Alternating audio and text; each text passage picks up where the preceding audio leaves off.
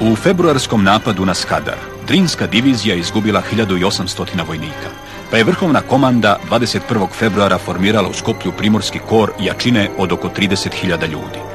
Trebalo je da se ovaj kor prebaci za Solun, a odatle grčkim brodovima do San Giovanni di Medua. Za komandanta je imenovan general Petar Bojović, a za načelnika štaba generalštabni pukovnik Živko Pavlović.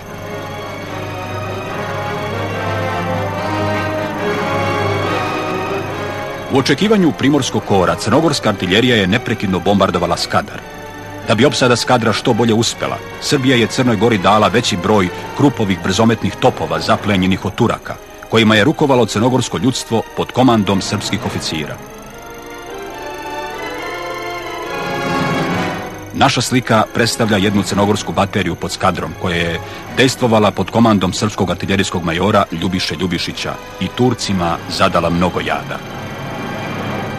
Čekanje primorskog kora odužilo se. Glavni razlog za odugovlačenje prevoza vojske iz Soluna na albansku obalu bila je opasnost od turske krstarice Hamidije. Mogućnost bombardovanja konvoja sa srpskom vojskom, koji je trebalo da stigne u Drač i San Giovanni, još više je plašila Crnogorce. Da bi dobio u vremenu, kralj Nikola je tražio od crnogorskog izaslanika u Londonu da odugovlači pregovore o razgraničenju i pored zvaničnog obaveštenja ruskog poslanika Girsa. Dalje žrtve kod Skadra su nepotrebne, jer su se sve velike sile saglasile da Skadar pripadne Albaniji. Produženjem daljih napada, crnogorska vlada bi preuzela veliku odgovornost. Kralj Nikola je međutim u Skadar uputio Petra Plamenca, koji je pred rat bio konzul u Skadru i lični poznanik Esad Paše Toptanija, komandanta odbrane grada, da od ovog isposluje predaju. Paša je Plamenca odbio rečima da njegovi oficiri brane čast oružja. 13. marta 1913. godine u glavnom štabu na Grudi kralj Nikola s komandantima, predsjednikom vlade i ministrom unutrašnjih dela, uprkos pritiscima velikih sila, donosi zaključak. Crna Gora ostaje pri odluci da se bori za Skadar. Ovo dakako nije išlo u prilog namerama Austro-Ugarske. U Beču su smatrali da bi ako Skadar padne, teškom mukom mogli da brane da Đakovica i krajevi severoistočnog Skadra ostanu izvan Albanije. Zato su pokušali da Albanace sjedine u jedinstven pokret koji bi se suprotstavio srpsko-crnogorskoj akciji. Kada nije uspjela da ujedini Miridite i Malisore, Austro-Ugarska menja taktiku.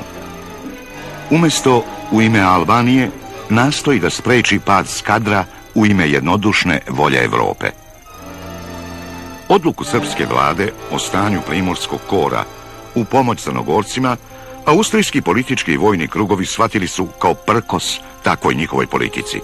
Zato po naređenju šefa generalštaba prva pomorska divizija isplovljava iz Pule za Kotor 19. marta 1913. godine.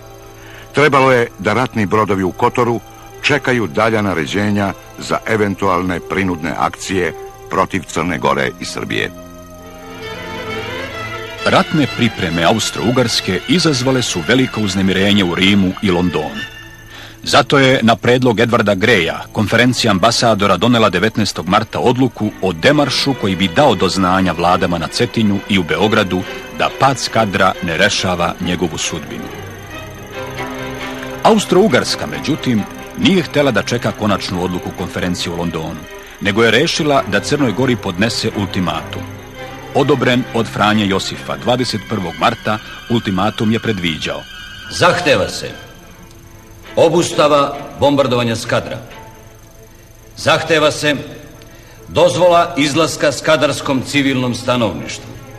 I u slučaju negativnog odgovora ili pravovremenog neizvršenja zahteva upotrebile bi se protiv Crne Gore prisilne mere, koje bi se sastojale u zatvaranju crnogorske granice i mirnoj blokadi crnogorske i dela albanske obale. 22. marta, istoga dana kada je austrougarski otpravnik poslova na Cetinju dobio naredbu da podnese ovaj ultimatum Crnoj Gori, konferencija u Londonu je donela odluku.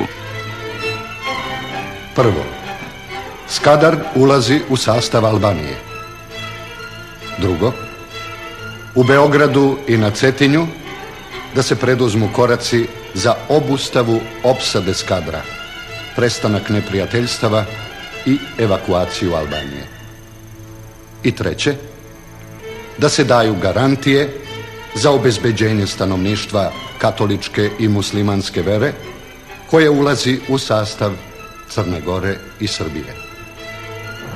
Kralj Nikola i crnogorska vlada su po hitnom postupku sazvali sednicu ratnog saveta. 25. marta savjet je doneo odluke. Prvo, svaki zaključak velesila u pogledu razgraničenja Albanije učinjen prije zaključenja mira smatra se pravno nevažećim. Drugo, ni poslije zaključenja mira zaključak velesila, odnosno Skadra, neće biti za Crnu Goru razlog da napusti Skadar, čega se Crna Gora odreći neće bez oružanog sukoba, ma s kim bilo. Treće, u roku od 5 dana od ove odluke ima se započeti opšti napad na Skadar. Četvrto, za izvršenje ovih odluka brinut će se kraljevska vlada i vrhovna komanda. Već 27. marta prestolonaslednik Danilo, Janko Vukotić i Mitar Martinović otputovali su vojsci da je pripreme za juriš. Sutradan 28. marta predstavnici sila predali su crnogorskoj vladi na Cetinju novu notu o razgraničenju s Albanijom sa istim zahtevima. Slična nota uručena je 29. marta u Beogradu vladi Srbije. Kako je ova akcija sila pala baš u oči novog opšteg juriša Crnogoraca na Skadar, niko nije bio siguran u njen uspeh. 1. aprila crnogorska vlada uputila je odgovor velikim silama kojim je ponovo odbila njihove zahteve. Odmah po prijemu odgovora Austro-Ugarska je naredila svojoj floti da otplovi u crnogorske vode. Pridružit će im se uskoro i brodovi drugih velikih sila. Borba između Crne Gore i Evrope ušla je u novu fazu. Evropa je sada govorila i sa mora, a Crnogorci su je sa svojih visova mirno posmatrali.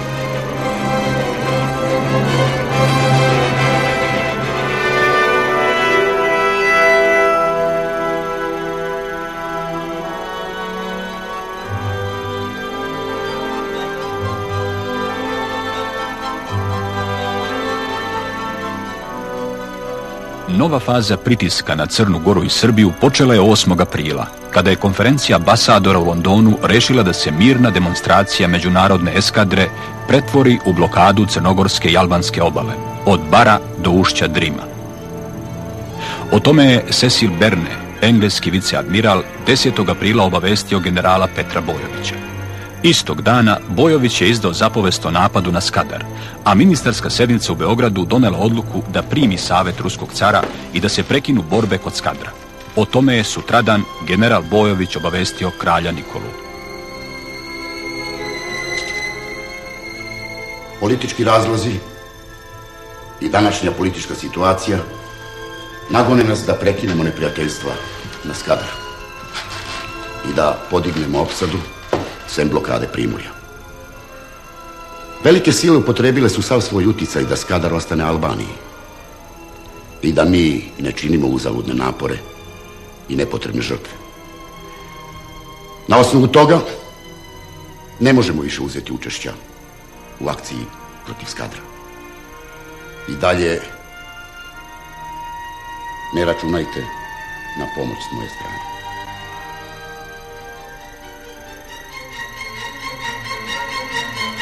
Polovinom aprila srpske trupe su prikupljene u Medovi i Lješu. Od 23. aprila do 3. maja 1913. godine prevezene su grčkim brodovima u Solun, a iz Soluna železnicom u rejon Skoplja. Tako su ih velike sile onemogućile da obave zadatak radi kojega su slate u Albaniju.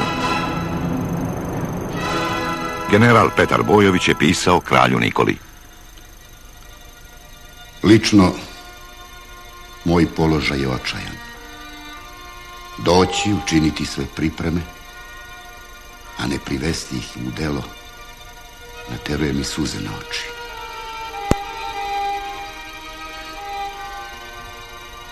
Jer mi duša plače, a bor srca steže.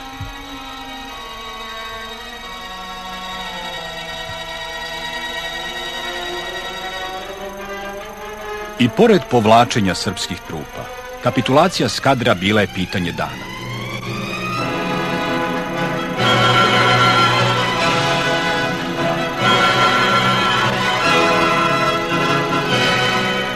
Grad je bio iznuren dugotrajnom opsadom, glađu i stalno izložen vatri.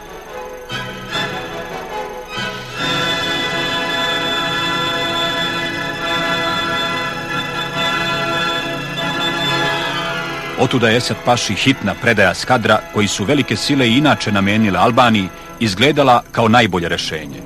U noći između 22. i 23. aprila potpisan je sporazum kojim je Esad Paša predao Skadar i napustio ga s vojskom i celokupnim naoružanjem.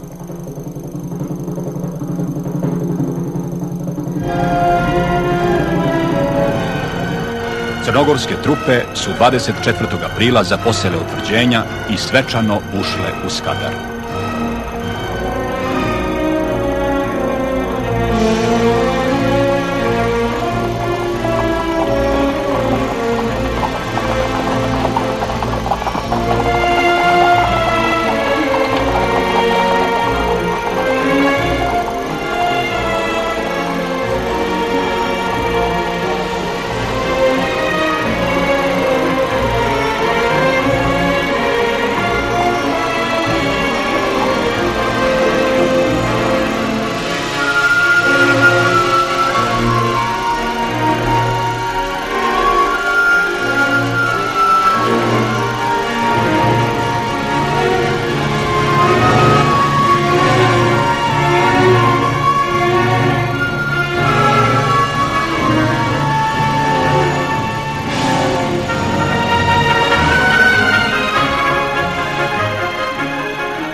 Pad Skadra označio je kraj Prvog Balkanskog rata, ali je izazvao i različite reakcije u svetu.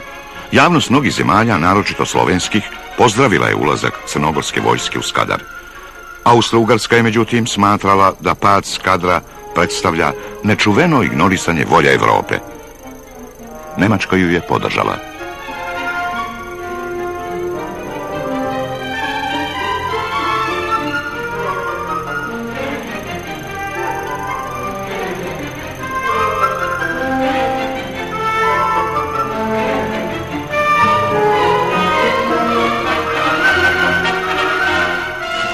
Katanac od gradske kapije, turski top iz koga su pucali branioci grada i zastava koja se vijorila na skadarskim zidinama konačno su bili u rukama crnogorske vojske.